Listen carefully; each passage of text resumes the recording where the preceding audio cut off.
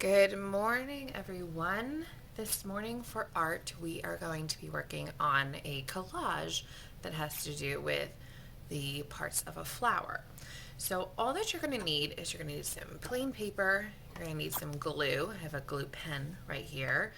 And then you're going to need some scraps of paper. Now, in the past, I've used tissue paper, and that works really well, but I don't have any tissue paper, so I'm going to use what I have. Now, hopefully you watched the video from yesterday that went over the parts of a flower. If not, I'm going to have you watch that first, just so that we can all be familiar. Now, in creating our flower today, we are going to be working on the different systems that make up a flower. And I am going to start with some darker paper, maybe like this, and I'm going to begin with the roots.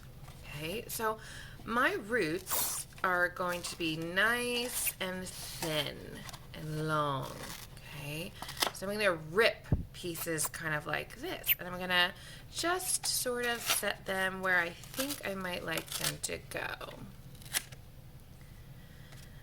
Now, the root system of a plant is very important for several reasons. First, it helps anchor the plant, which means that it's going to keep it stable, the plant's not going to blow over. It also kind of acts like almost like a straw, and it absorbs some nutrients and some moisture from the soil, which helps to fuel the plant. All right, so for a collage, you're really just taking different materials and you're adding them together to make a picture. It's not going to necessarily be perfect or smooth, but we will be able to get the idea. Okay. Now I'm going to glue my roots down.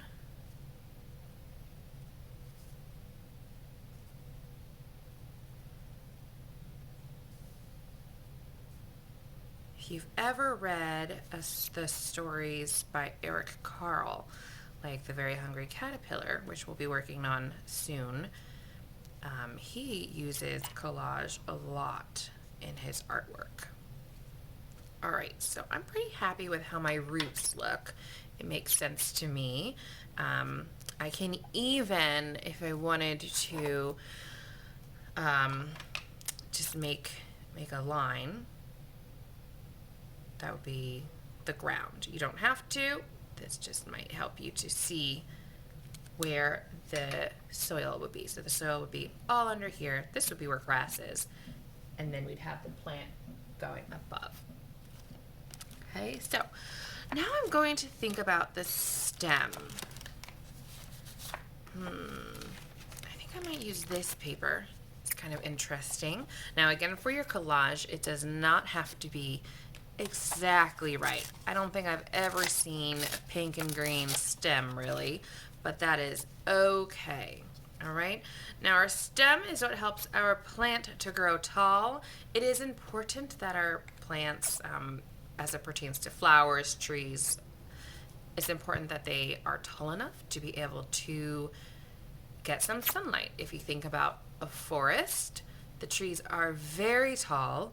And usually the tallest trees do the best because they're able to get the sunlight that they need. All right, so my stem is going to be just like this. My stem almost acts like an elevator, and it takes all of the nutrients that my roots collect and it brings it on up the plant. Okay, now one of the most important parts of a plant is the leaves.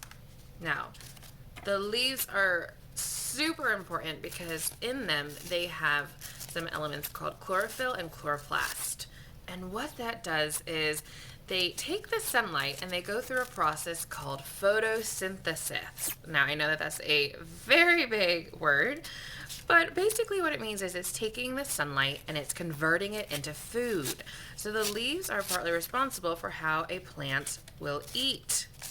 So I'm going to give my flower 2 leaves, just like this.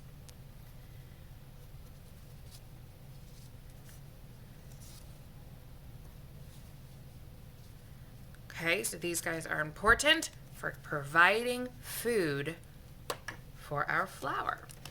Now let's work on the flower part. And I think I'm going to make mine, let's see what colors I have. I'm going to make a yellow flower. We've learned before about the importance of honeybees, and we know that if there's a flower, honeybees are responsible for pollinating the flowers, which can help produce fruits or more flowers. And honeybees are attracted to flowers partly because of some of their senses, but they're attracted to the flower based on the appearance usually. So you'll notice that a lot of flowers have very, very bright petals. Now, yes, that makes it so that it's very pretty for us to look at, but it also attracts the bees, and it's a nice landing pad for them. So I'm going to give my flower some petals. Now these are a little tricky to rip, but that's okay. Actually, I'm going to try and make it a little bit bigger. Get some more yellow. These petals are going to be tricky to rip, but it's really a good skill to work on with your motor skills. Ripping paper is very good. So I'm going to give my flower, let's see, maybe 4 or 5 petals. So the petals help to attract the bees, which we know is very important. And the bees are after something. I think I'm going to do 4 petals for my flower. Glue them on.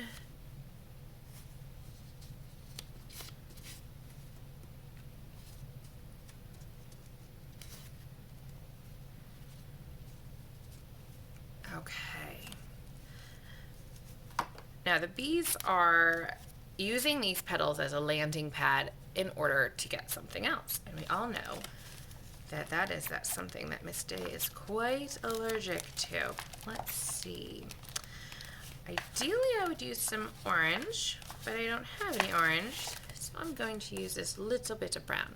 Now, this part of our flower is going to be teeny tiny. This is going to be our pollen. This is where our nectar is. So the bee is after the nectar. The nectar is very sweet. It's like a syrup. But when it collects the nectar and drinks the nectar, its fuzzy, fuzzy body actually picks up some pollen. And as it goes to the next flower, it will leave some of the other flower pollen on the new flower. And that's called pollination, and that's very important. That is what gets us our plants. Okay, things like apple trees. If a bee pollinates an apple tree and the flowers of it, we will get apples. If they don't pollinate the flowers, we don't get apples. Okay, so here is where our pollen is going to go. And this is going to get a little bit messy, but that's okay. There we go. Now the last step, and you don't have to do this part, but I'm going to label all my different parts. So I've got my roots. I've got my stem.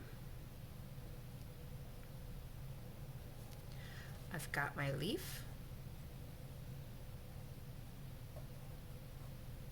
I've got my petal. Label petal over here. Petal. And I've got my pollen. Pollen is what makes you sneeze. I'm going to draw an arrow in there. All right. So hopefully this collage has helped you to understand more of how a flower, how it works. And tomorrow we're going to learn more about plants and the things that they need in order to grow and survive. So I hope you like this. Please share with me your collages. I can't wait to see what you use. Like I said, you can use scraps of paper, you can use tissue paper, you can use crayons, anything that you have. The sky's the limit. So have fun.